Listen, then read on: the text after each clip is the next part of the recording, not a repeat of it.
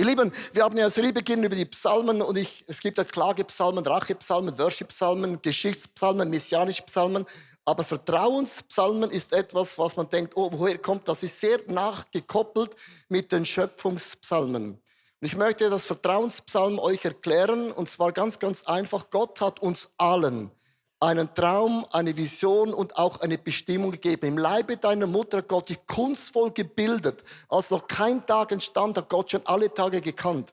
Das heißt, Gott hat schon Werte in dich hineingelegt von diesen Dingen, die Gott sagt, ich werde alles unternehmen, dass ich das erfüllen wird. Und die Vertrauenspsalmen ist eigentlich die Psalmen über die Sterne im Universum. Ich möchte euch ein Bild malen. Und zwar, das ist ein Golfball. Ich bin ein Golfspieler. Das ist ein Golfball, einer dieser Bälle, den ich nicht verschossen habe. Und das ist so die Erde. Und jetzt sagt Gott im Vertrauenspsalm, ich habe die ganze Welt in meiner Hand. Ich habe die ganze Welt in meiner Hand. Die Kleinen und die Großen, die Dicken und die Kleinen. Ich habe mich da immer irgendwo gefunden, die Kleinen und die Dicken. Ich habe mich immer in diesem Song gefunden. Immer. Ist nicht rassistisch, ist einfach wie es ist, genau. Aber Gott hat die ganze Welt in seinen Händen. Gott lässt es nicht los, es ist sein Eigentum. Wenn du der Schöpfer vom Universum wärst, bist du interessiert, die Welt ist in den Händen von Gott. Und jetzt in der Welt habe ich einen Punkt gemalt, das ist Zürich. Nehmen wir einfach mal ein Beispiel, ihr könnt noch Winterthur nehmen, aber das findet man schon gar nicht mehr. Das ist Zürich. Und da irgendwo in Zürich, in diesem Punkt, bist du. Eine Person von 9 Millionen Menschen, weil 10 werden wir auch bald werden. Da bist du mittendrin und dann sagst du, ich sehe mich nicht. Und das ist eben das Problem. Wir sind so klein und so unbedeutend, sagt der Psalmist. Wie kann es sein, dass dieser Gott, der die ganze Welt in seinen Händen hält, sich dennoch an mich denkt, an mich kümmert, meine Wünsche, meine Sehnsucht nicht vergessen hat. Und die Bibel sagt, nichts kann uns aus der Hand Gottes reißen. Nichts kann uns trennen von der Liebe Gottes, weder Hohes noch Tiefes, noch Gegenwärtiges noch Zukünftiges. Was Gott entschieden hat, wird Gott durchziehen. Und dieser ganz kleine Punkt möchte ich heute erklären mit der Geschichte von Abraham und Sarah und den Vertrauenspsalmen, weil es gibt eine Nuance, die kommt bei beiden immer wieder vor. Und ich lese ganz kurz den Bibeltext in Römer 4, Vers 19. Abraham war damals fast 100 Jahre alt und konnte keine Kinder mehr zeugen. Auch seine Frau Sarah war menschlich ermessen viel zu alt, um noch Kinder zu bekommen. Doch obwohl Abraham sich dessen bewusst war, der war sich bewusst, der war nicht naiv, der war realistisch, muss ein Schweizer gewesen sein, wurde er in seinem Glauben nicht erschüttert. Und Abraham würde sagen, hör auf zu jammern, zähl die Sterne. Hör auf zu jammern. Zähl die Sterne. Was hat Abraham gemacht? Und ich habe einen Bilderrahmen mitgebracht und der Bilderrahmen ist nichts Neues. Ich habe letztes Jahr um die gleiche Zeit meine letzte Predigt vor dem Sommerurlaub den Bilderrahmen genommen, für die Sie noch erinnern mögen. Und ich habe euch motiviert und ich möchte auch euch heute wieder motivieren, macht einen Bilderrahmen von deinem Leben. Wie sieht Gott dich als ein Mann? Wie sieht Gott dich als eine Frau? Wie sieht Gott deine Familie? Wie sieht Gott deine Firma, deine Church, deine Small Group, deine Gesundheit, deine Finanzen, deine Sexualität? Ich habe 9 Bilderrahmen in meinem Zuhause, wo ich Werte aufgeschrieben habe, nicht was ich jetzt bin, aber das, was ich werden werde. Und Gott sagt zu Abraham, und das Blatt ist leer, er hat noch keine Kinder, Kinder wollen sie. Und Gott sagt zu Abraham und Sarah, ihr werdet in diesem Bilderrahmen eine riesige Nation werden. Und ich möchte euch und mich fragen, was ist in diesem einem Jahr geschehen? Die einen haben gesagt, oh, Bucky, ich habe es total vergessen, einen Bilderrahmen zu kaufen in Ikea. Und die anderen von uns sind neu hier in der Church, habe noch nie von dem gehört, und ich sage, was du anschaust, was du in dem Bilderrahmen tust und immer anschaust und proklamierst, zu der Person wirst du werden. Und der Bilderrahmen spielt eine Rolle. Gott sagt zu Abraham, ich habe die ganze Welt in meinen Händen. Da beim kleinen Punkt habe ich dich und Sarah nicht vergessen. Und es ist hochinteressant, wenn ich diesen Bilderrahmen nehme, gibt es ein Problem. Und ich habe das ganz kurz aufgeschrieben. Es gibt einen Traum und auch die Realität und auch den Gap. Wenn man das so anschaut, du hast einen Traum, den Bilderrahmen, aber deine Realität sieht ganz total anders aus. Und der Gap ist die Differenz. Je länger du wartest und glaubst und hoffst, desto mehr bist du frustriert. desto mehr denkst du, ich habe Gott nicht richtig gehört, ich habe zu wenig Glauben, ich habe zu wenig, was auch immer du zu wenig hast. Und dieser Gap war im Leben von Abraham 25 Jahre. Er hat 25 Jahre gelebt mit diesem Bilderrahmen. Hatte 25 Mal von mir gehört vor Sommerurlaub, was ist in deinem Bilderrahmen? So, meine Frage ist, was ist in deinem Bilderrahmen? Nur weil nach 10 Jahren du noch keine Kinder hast und nach 10 Jahren noch nicht erfüllt ist, heißt das noch lange nicht, dass Gott etwas in deinem Leben nicht macht. Bevor Gott dich public, öffentlich, gewaltige Dinge macht, macht Gott immer erst etwas in dir, mittendrin. Und es beginnt in der Geschichte in 1. Mose 15, Vers 5. Er führte Abraham aus dem Zelt nach draußen und sagte zu ihm, schau dir den Himmel an und versuche die Sterne zu zählen. Versuch es. Genauso werden deine Nachkommen sein, unzählbar. Wenn man mit den Menschenaugen schaut in den Himmel, natürlich nicht im Winter im Mittelland, sondern wenn man den Himmel sieht, sieht man 6000 Sterne. Und Gott sagt zu Abraham, hör auf zu jammern, zähl die Sterne. Ich möchte dir heute sagen, hör auf zu jammern, zähl die Sterne. Was hat es mit Jammern und Sternen zu tun? Wenn du beginnst, die Sterne zu zählen, wird dir eines bewusst. Es gibt Milliarden von Galaxien, Milliarden von Sternen. Die Bibel sagt, Gott hat jedem Stern einen Namen gegeben. Wir haben 2 Söhne, es hat uns 9 Monate gedauert, um einen Namen zu finden. Simon und Stefan, mega kreativ. Aber Gott sagt, schau die Sterne an, nicht einen einzigen habe ich vergessen. Wer bist du, Abraham, dass du denkst, dass ich mit deinem Leben nicht zum Ziel komme? Wer bist du, dass du glaubst, ich habe die Welt verloren und ich habe dich nicht gesehen? Die Stimme vom Teufel ist so laut, aber die Stimme von Gott ist viel lauter. Hör auf zu jammern, zähl die Sterne. Mein erster Punkt ist heute Morgen, Gott lässt dich niemals los in deinem Leben. 25 Jahre hat Abraham und Sarah nicht losgelassen. Psalm 8, und das ist der Verheißungspsalm mit Abraham verglichen. Das gleiche Wort. Ich blicke zum Himmel und sehe, was deine Hände geschaffen haben. Den Mond und die Sterne, allen hast du einen Born vorgezeichnet. Was ist schon der Mensch, dass du an ihn denkst? Zürich. Und irgendwo da bist du. Wir lesen diesen Bibeltext und sagen, ja, schau mal oben. Warum sagt Gott, schau nach oben?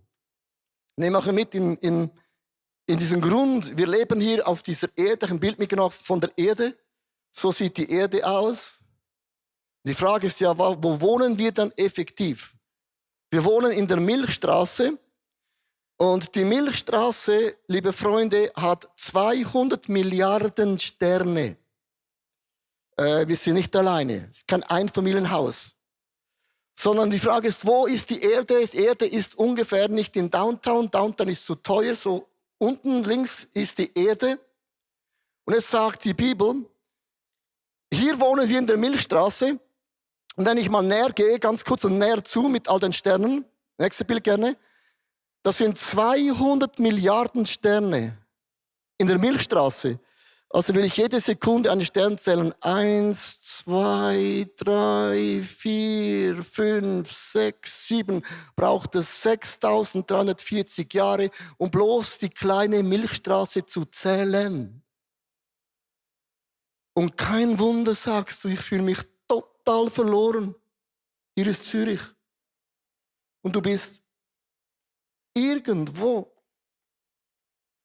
Und das heißt, in Jesaja 40, Vers 26, blickt nach oben, schau den Himmel an. Wer hat die unzählbaren Sterne geschaffen? Gott ist er ruft sie und sie kommen hervor. Jeder nennt er mit seinem Namen 200 Milliarden Sterne bloß in der Milchstraße. Kein einziger fehlt, wenn der starke und mächtige Gott sie ruft. Amen. Das ist die Dimension von einem Gott im Himmel, der kommt zum Ziel mit deinem Plan in deinem Leben. Er ruft jeden Einzelnen vor. Und jetzt sagt die Bibel, schau nach oben. Warum sollst du nach oben schauen? Warum nach oben? Warum sollst du, hör auf zu jammern, zähl die Sterne. Hör auf zu jammern, zähl die Sterne. Hör auf zu jammern, zähl die Sterne. Warum? Wenn du nach oben schaust, die nächste Galaxie, die wir sehen, ist die Whirlpool Galaxy. So sieht die Whirlpool Galaxy aus, wie ein Whirlpool. Und es über uns gibt so wie so ein Fotoapparat, ein Hubble-Teleskop, das ist wie ein modernes Smartphone, fliegt 530 Kilometer über Erde und hat vor ein paar Jahren ein Bild von der Whirlpool Galaxy geschickt.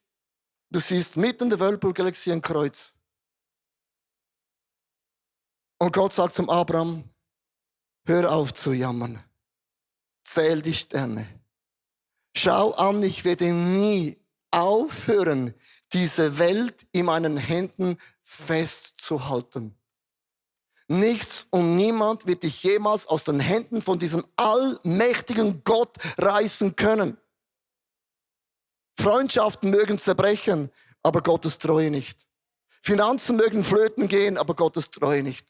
Krankheiten mögen kommen, sie mögen nicht kommen, aber sie kommen, mögen sie kommen. Aber Gottes Treue hört niemals auf. Was Gott versprochen hat, wird Gott durchziehen. Darum sagt David, wo soll ich hingehen? Gehe ich bis ans Ende von dieser Erde? Ist Gott schon da? Stiege ich hinauf in den Himmel? Gottes Herrlichkeit strahlt in der Whirlpool Galaxy über mir. Und würde ich in mich hineingehen, das nächste Bild gerne, in uns, was unseren Körper zusammenhält, das war die erste Predigt der Psalmserie, ist das Laminin. Das Laminin hält unseren ganzen Körper zusammen. Also Gott hält uns zusammen innerlich, aber Gott wacht auch über unserem Leben. Jetzt hörst du das und denkst, ja, wow. Darf ich dir sagen, wir denken oft wie Abraham. 1. Mose 17, Vers 17. Da warf sich Abraham erneut zu Boden. Respekt, Würde und Ehrfurcht. Aber im Stillen lachte er in sich hinein. Wie viele heute Morgen hören zu? Erhebst deine Hände, aber innerlich denkst du, ja, ist schon gut. Kannst gar nicht mehr hören. Weißt du, wie viele E-Mails ich bekomme, ich kann es gar nicht mehr hören. Oberflächlich. Abraham hat in sich hineingelacht. Das hat niemand gesehen. Wo hast du Dinge abgehakt? Dinge auf die Seite geschoben und hast vergessen, schau nach oben, zähl die Sterne. Gott sagt, ich werde nie aufhören, nicht treu zu sein. Er dachte, wie kann ich mit 100 Jahren noch einen Sohn zeugen, gebe ich dir recht. Sarah ist schon 90 Jahre alt. Wie kann sie dann noch Mutter werden? Mein zweiter Punkt ist, Gott kümmert sich um jedes kleine Detail. Es ist doch nicht so, dass Gott dir eine Vision gibt, dass dieser Mann wirst du werden, diese Frau wirst du sein, diese Familie mit den Werten wirst du sein, diese Firma wirst du aufbauen, diese Influence wirst du haben. Und Gott sagt, viel Spaß bei den Details. Das Gleiche, wo das Volk Gottes wird herausgeführt aus Ägypten in das verheißene Land, in der Wüste. Und nach 3 Tagen sagen sie, Gott hat uns hierhin gebracht, um uns sterben zu lassen. Was für ein Bild von einem Gott. Gott kennt jedes einzelne Detail. Psalm 8, Vers 4 bis 5. Ich blicke zum Himmel und sehe, was deine Hände geschaffen haben. Den Mond und die Sterne, alles hast du in ihre Bahnen vorgezeichnet. Was ist schon der Mensch, dass du an ihn denkst? Geh nochmal ganz kurz zum Golfplatz, hier ist Zürich. Hier bist du irgendwo. Wohnst in Seebach, Kreis 2, 3, 4, 5, wo auch immer. Wie klein und unbedeutend ist er und doch kümmerst du dich um ihn. Amen. Gott ist ein Gott der Details. Gott hat nicht den Überblick in deinem Leben verloren und sagt, ich bin im Urlaub, out of office.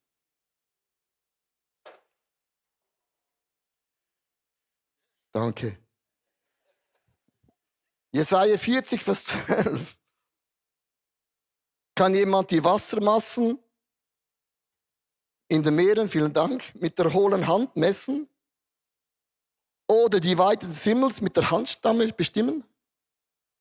Gott macht so und sagt, ha, ich habe das ganze Universum unter Kontrolle. Also ich glaube, Gott ist noch recht groß. Ich möchte es euch erklären, ganz einfach nochmals, das ist die Welt, das ist Zürich, wir können auch Wien nehmen, München spielt keine Rolle. Da irgendwo bist du drin mit deinen Wünschen, Plänen, Sehnsüchten, mit deinem Bilderrahmen zum 5. Mal Sommerurlaub. Und Gott sagt, wenn ich ehrlich bin, bist du schon unbedeutend. Seid ihr ready für ein Video, da diesen Bibeltext erklärt? Und ich hoffe, du findest dich noch irgendwo heute zurecht, wenn du das gesehen hast, weil es ist schon crazy.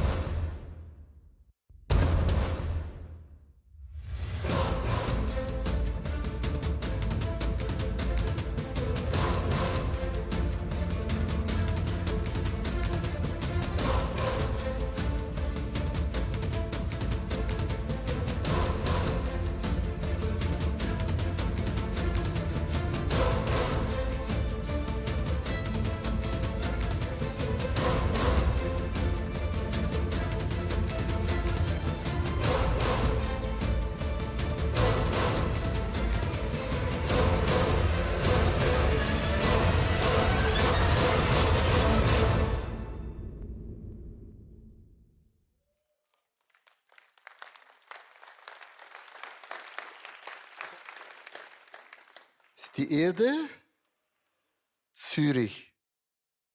Hör auf zu jammern, zähl die Sterne. Wie klein und unbedeutend, das habe ich euch erklären wollen. Gott denkt, komm mal runter. Und doch bist du mir unvorstellbar wichtig. Darf ich dir ganz kurz erklären, David hat Gott eine Frage gestellt, er wollte Gott einen Tempel bauen. 2. Chronik, ich liebe es, 6, Vers 18. Jedoch kann ich Gott überhaupt auf der Erde bei den Menschen wohnen? Ist nicht sogar der Himmel zu klein, dich zu fassen, geschweige denn dieses Haus, das ich gebaut habe? Du kannst Gott nicht ein Haus bauen und Gott passt rein. Du kannst nicht eine Theologie definieren und sagen, ich weiß, wie Gott funktioniert. Gott denkt, oh, interessant, krass. Du hast einen krassen Überblick. Wenn du das Gefühl hast, ich kann Gott coachen, braucht Coaching. Das Gefühl hast, Gott braucht eine neue Bibel, denkt Gott, oh wow, crazy. Sondern Gott akribisch schaut für deine Details. Wie erfüllt sich dann den Bilderrahmen? Wie kam Abraham und Sarah zu den Kindern? Und es gibt ein Prinzip im Reich von Gott, das ich dir heute erklären möchte, ist, wenn du anderen Menschen dienst, wird Gott dich zu einem Mann, zu einer Frau, finanziell, sexuell das machen, was Gott gedacht hat. Abraham bekam keine Kinder. Und dann Abimelech hatte auch Kinder wollen, bekam keine Kinder. Und erst als Abraham für Abimelech betete, dass sie Kinder bekommen, ein Kapitel später bekamen sie auch Kinder. Gott hat die Not von Noah gewandt. Die Freunde haben ja gemotzt über Noah, was er alles falsch gemacht hat. Erst als Noah für die Freunde gebetet hatte, erst dann hat Gott seine Not weggenommen. Mit anderen Worten, wenn du beginnst, dich für andere Menschen einzusetzen, wird Gott detailliert Menschen in dein Leben bringen, die dich in das Ziel näher bringt. Ich erkläre euch ganz kurz eine Geschichte. Ich war eine Woche unterwegs mit Pastoren. Ich habe jeden Morgen eine Andacht gemacht. Ich habe die eine Woche durchgezogen. Die Pastoren sind, die wissen, Pastoren zu leiten ist wie Kindergarten. Die sind nie ruhig, die schwatzen dir immer rein, kannst froh sein, das Programm. Ich habe mich eine Woche lang aufgeopfert, ganz kurz, sag mal ganz kurz Danke. Ja, schon wieder gut. Habe eine Woche lang, ich brauche das, um zu erklären, was ich mit dem sagen möchte. Dann sind wir mit dem Motorrad nach Boston gefahren, um das Motorrad abzugeben. Und wir fuhren auf einer sechsspurigen Autobahn. Und dann bei mir hinten der Koffer hoch, offen. Und mein Portemonnaie mit dem Reisepass, mit allen Kreditkarten, mit allen Dollars, mit allem, was du brauchst. Mein Hausschlüssel, mein Motorradschlüssel, alles ist rausgefallen. Und ich habe gehalten auf der Autobahn, weil mein Freund gesagt hat, Leo, stoppen. Und ich habe gedacht, schau nach hinten und sehe, ist offen und alles ist draußen. Ich parkiere das Motorrad und mir läuft der Schweiß runter, weil ohne Pass in Amerika kommst du nicht mehr raus. Rein kommst du immer, aber nicht mehr raus. Und mir lief der Schweiß runter. Und ich habe gewusst, heute Abend geht das Flugzeug, ich gehe heute nicht nach Hause. Und dann habe ich so ein Motorrad hingestellt. Mein Freund lief rechts und ich lief links an der Autobahn entlang. Und die Autos haben gehupt und gesagt, hey, was macht ihr, spinnt ihr? Ich habe gedacht, scheißegal, ich brauche einen Pass. Und wir sind da gelaufen, 20 Minuten und plötzlich war Polizeiauto kommt, haltet dahin. Und ich habe Tränen, ist mir da runtergelaufen und sage, Herr Polizeioffizier, es tut mir mega leid. Er sagte, you cannot do this is dangerous. Das ist nicht erlaubt, das ist hoch verboten. Habe ich gesagt, I have a problem. Ich komme aus der Schweiz, habe meinen Ausweis verloren, ich kann nicht mehr nach Hause fliegen. Dann sagte, hüpf in das Polizeiauto. Ich bin noch nie mit einem Polizeiauto in Amerika gefahren. Ging da hinein, wir fuhren mit Blaulicht nach hinten an der Dings und hat die ganze Autobahn gestoppt, nichts gefunden, fuhr nach vorne zur Halle, ging raus und ich wollte rausgehen, habe gesagt, jetzt bin ich eingesperrt. Das sieht man im Fernsehen, bist eingesperrt. Ich komme gar nicht mehr raus. Und ich habe mich schon gesehen im Gefängnis. Und dann öffnet er das Auto und sagt, sitz hin. Ich rufe einen zweiten Polizeiwagen und dann fahren wir hoch, ein paar Meilen hoch und wir fahren die Autobahn ab. Ich bin da mit einem Freund in dem Rasen gelegen und habe gesagt, Jesus, ich jammere nicht. Ich habe die Predigt vorbereitet. Ich jammere nicht, ich zähle die Sterne. Und ich werde heute Abend im Flugzeug sitzen. Ich weiß nicht, wie du das Wunder machst, aber du wirst mich nicht hängen lassen. Ich habe eine Woche gedient in Pastoren, die du liebst. Verkack es nicht mit mir. Ja, manchmal muss man mit Gott auch reden. 10 Minuten später kommt die Polizei, hat den Beutel mit dem Pass, mit den Kreditkarten, mit den Dollar, mit dem Motorradschlüssel, mit allem, was ich habe, gefunden. Ja. Und dann lief mir ein Tränchen runter. Das passiert mir nie. Und ich wollte dem Polizist Trinkgeld geben, hat er nichts genommen, das ist Bestechung, habe ich auch noch gespart. Und jetzt kommt die geile Geschichte. Er hat mit dem Polizeiauto die Autobahn abgesperrt, dass wir mit dem Motorrad auf die Autobahn fahren können. Wer hat schon die Autobahn gesperrt? Hat mich erlebt. So habe ich das Motorrad abgegeben. Ich habe zu Gott gesagt, wenn ich den Ausweis habe, steige ich als letzte Person ein im Flugzeug. Ich weiß nicht, wieso ich das gesagt habe. Ich war einfach so Demutsgebet. Ich komme ins Flugzeug, bin als Letzte eingestiegen und dann sagt die Frau zu mir, da ist der Leo Bicker. Und ich habe gedacht, das habe ich jetzt schon wieder falsch gemacht. Sie müssen mitkommen. Ich habe gesagt, es geht direkt zur Polizei, wieder raus und muss da bleiben. Und ich bin völlig irritiert gewesen und dann kommt der Pilot und habe gedacht, jetzt muss ich auch noch fliegen. Und sagt der Pilot, darf ich Sie das Du anbieten? Ich habe gesagt, jetzt auch noch du. Und sagt er, ich kenne Sie, sind Leo Bicker vom ICF, bin auch gläubig und ich habe für Sie einen speziellen Platz. Lief am Business vorbei und dann kommt First. Dann bekam ich einen First-Sitz. Und dann hat er gesagt, genießen Sie es, bevor der Alltag wieder beginnt.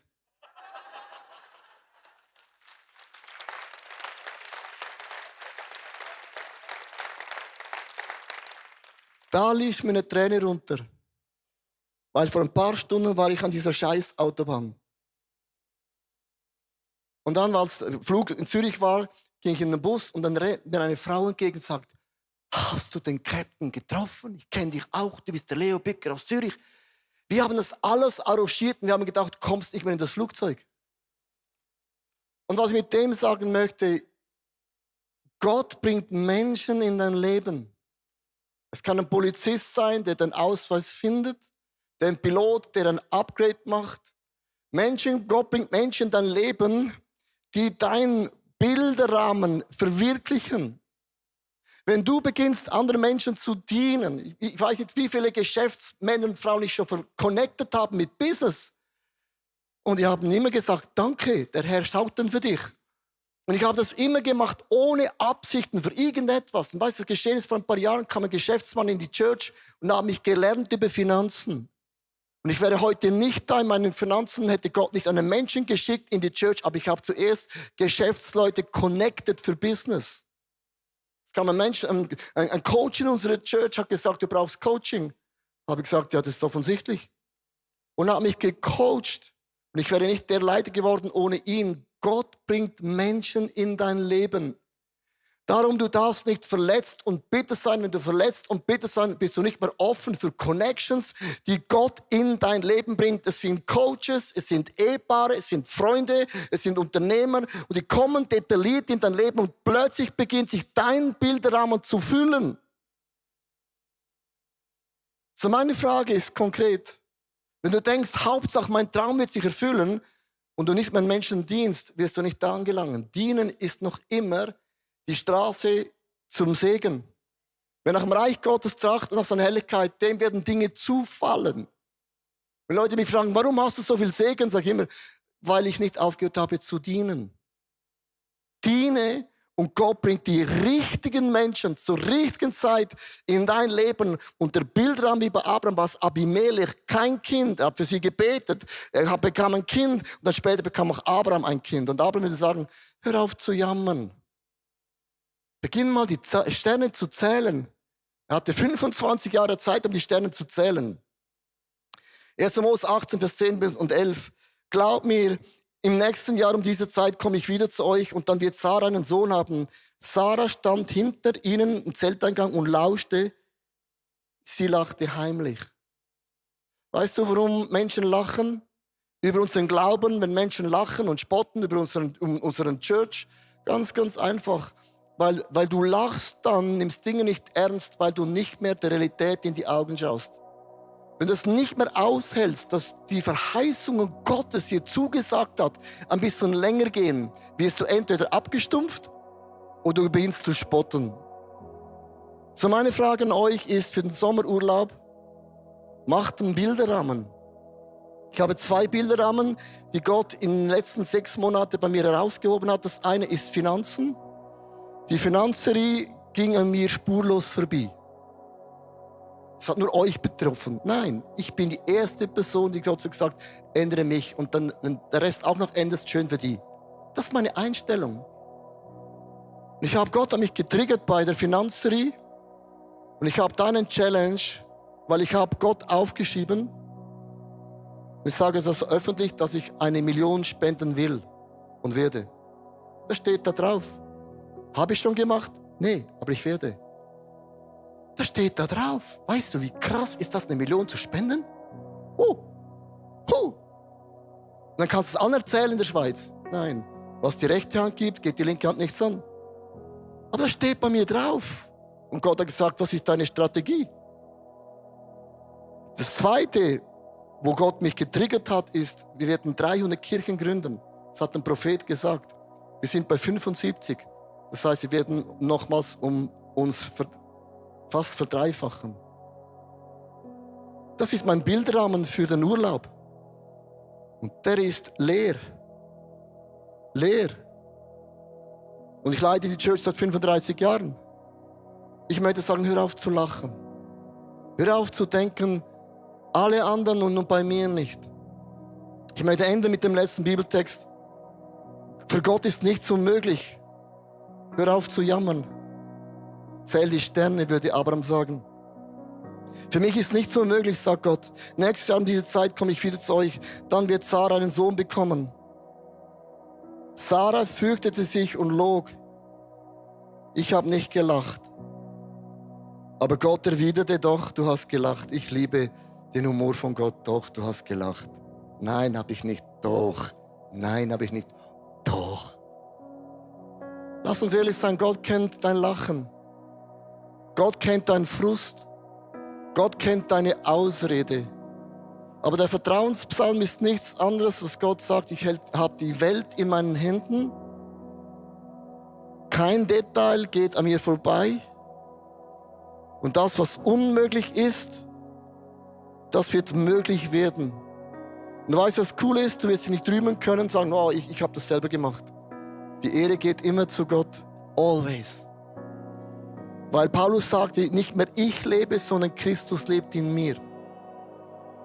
Wir machen nicht einfach so Selbstoptimierung. Wir sind keine Selbstoptimierungs-Church. Wir können nicht ein besserer Pimp My Life werden. Sondern es geht darum, dass wir das beste Werkzeug werden, das Gott jemals gegeben hat, damit sein Reich gebaut werden kann. Und ich möchte euch und mich in den Sommerurlaub, das ist nicht, dass ihr nicht mehr kommen müsst, aber es ist so meine letzte Message vom Sommer. Und ich gehe mit diesem Bilderrahmen in den Sommerurlaub. Und ich halte das Gott hin. Ich habe Gott die Frage, wie wirst du das erfüllen? Und wenn du Zweifel hast, schau nach oben.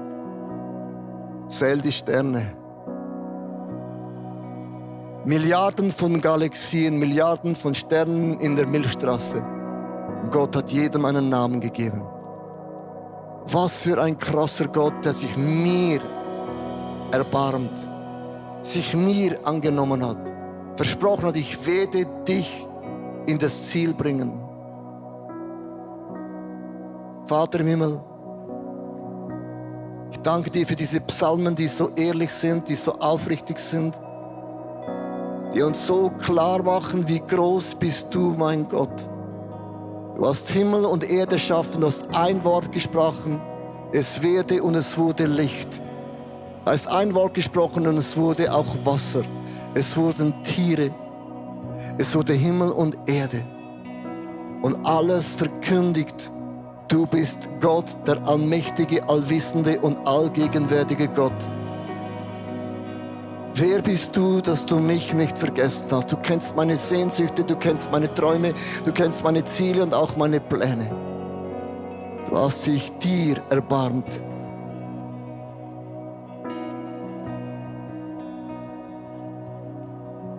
Ich werde heute ein Gebet mit uns zusammen beten. Im Psalm 138, Vers 1 bis 3 heißt es, dir und keinem anderen Gott will ich singen.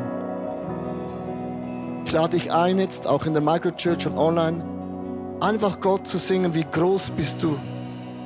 Lass uns singen, wie groß bist du, Gott.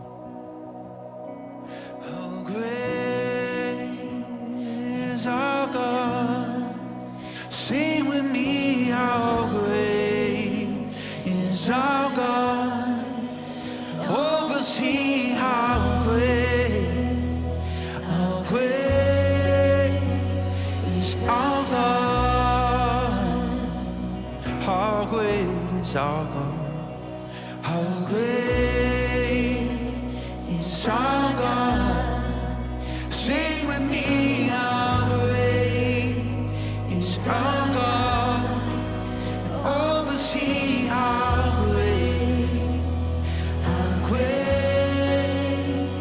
is our God?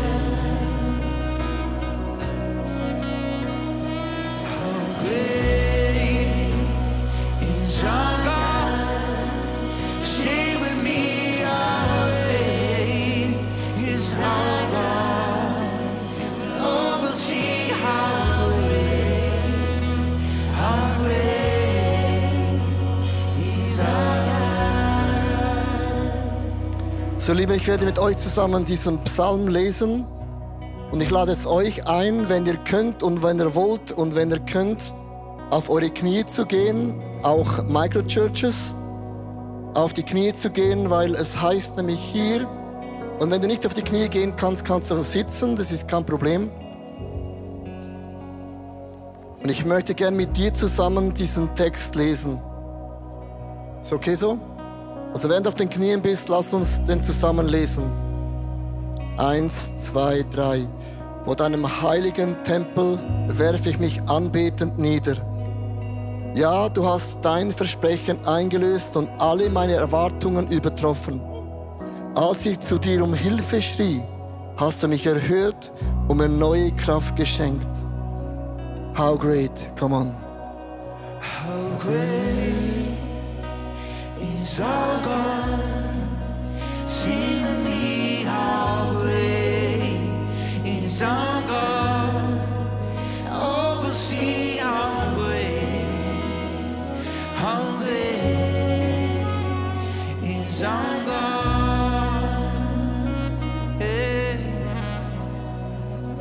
'cause you're the name above all names. You're worthy. You are worthy of our praise. And my heart will sing how great is our God. Oh, you're the name. You're the name above all names. You are worthy of our praise.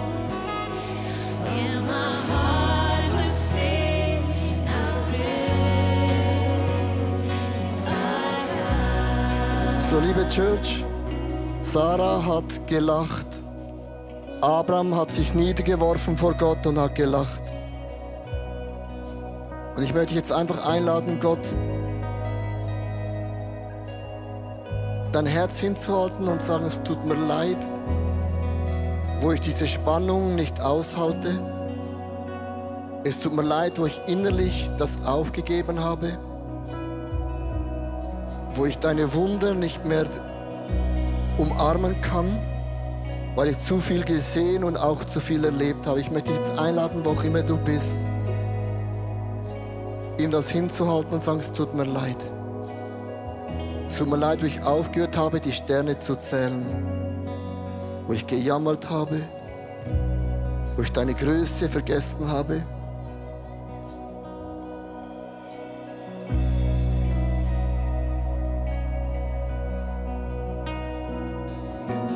Worthy of our praise. And my heart will sing how great is our God.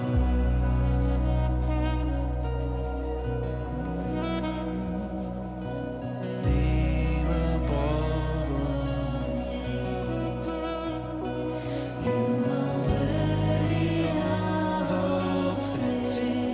Mein Herz singt dir zu, Gott. How great, how great, how great is God, you are good. Es heißt in Psalm 148, Vers 2 bis 14. Lobt ihn, alle seine Engel, lobt ihn, ihr himmlische Herren. Lobt ihn, Sonne und Mond, lobt ihn, ihr leuchtenden Sterne. Lobt ihn aus dem fernsten Weltall, lobt ihn, ihr Wassermassen über dem Himmel. Sie alle sollen Gott loben, denn aus einem Befehl wurden sie erschaffen. Lobt ihn, ihre Könige und alle Völker, ihr Herrscher und Machthaber dieser Welt. Lobt ihn, ihr jungen Männer und auch ihr jungen Mädchen, Alte und Junge miteinander. Sie alle sollen Gott loben, denn er alleine ist hoch erhaben. Seine Majestät erstreckt sich über dem Himmel und auch über diese Erde. Come on.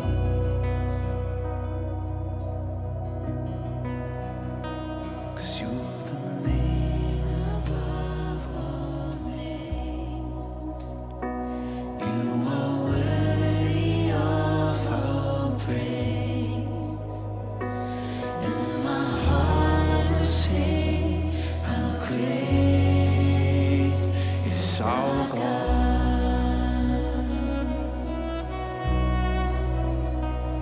How great is our God. Sing with me, how great is our God. Oh, we'll sing how great is our God.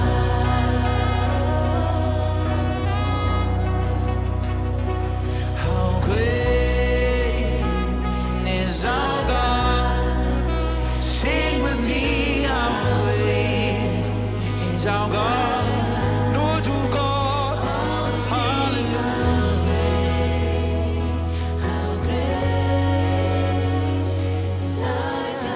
Und ich bete heute Morgen auch, dass der Geist der Niederlage, ich bete, dass der Geist der Niederlage, der Geist der Ermutigung, der Geist von Zweifel, der Geist von Unglaube, der Geist der Erfahrungen, der Geist der Geprägung, wo wir geprägt worden sind. Ich bete heute, Vater im Himmel, Erbarme dich über uns und sei uns gnädig.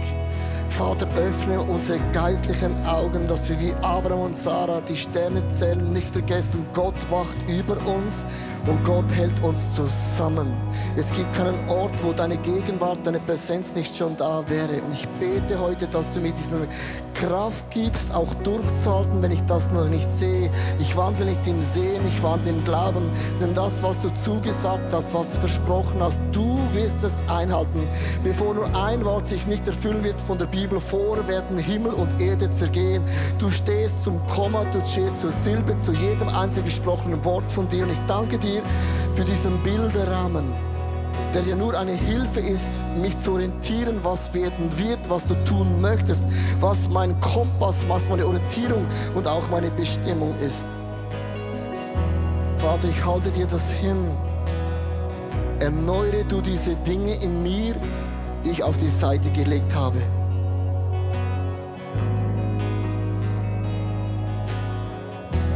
Dein Reich komme, dein Wille geschehe, Jesus, wie im Himmel, so auf dieser Erde. Reich Gottes kommt mit dem vollen Programm. Du bleibst bestehen und du regierst für alle Zeit.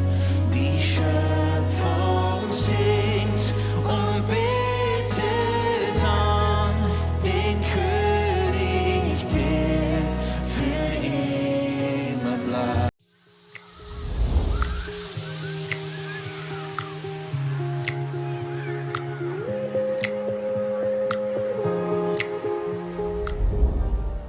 Schön, dass du dabei warst. Ich hoffe, dass die Predigt dir geholfen hat und du viele Dinge auf deinen Alltag umsetzen kannst. Wir würden wirklich gerne mehr von dir erfahren. Vielleicht hast du Fragen, was beschäftigt dich? Dann besuch uns doch auf unserer Homepage icf.ch/connect. Dort erfährst du auch, was uns als Community eigentlich ausmacht. Alles, was du hier siehst, hat zu tun. Viele Volunteers, sie haben ihre Talente investiert, ihre Zeit investiert. Auch ganz konkret Finanzen, weil ohne Finanzen ist das alles gar nicht möglich. Ja, und das hier ist unsere Einladung an dich, Teil von diesem Großen zu werden, was Gott tut, auch mit deinen Finanzen, weil es ist so viel Technik, es sind so viele Investments, die wir machen, dass das alles möglich ist. Und mit deinen Finanzen kannst du da einen Unterschied machen. Und noch eine kleine Sache. Abonniert den Kanal, macht einen Daumen hoch, schreibt was in den Kommentar rein, weil es wird uns helfen, dass Leute plötzlich von dieser Sendung hören, weil wir wollen ja die beste Botschaft rausbringen an Menschen, die noch nie von diesem Gott gehört haben. Also, bis zum nächsten Mal.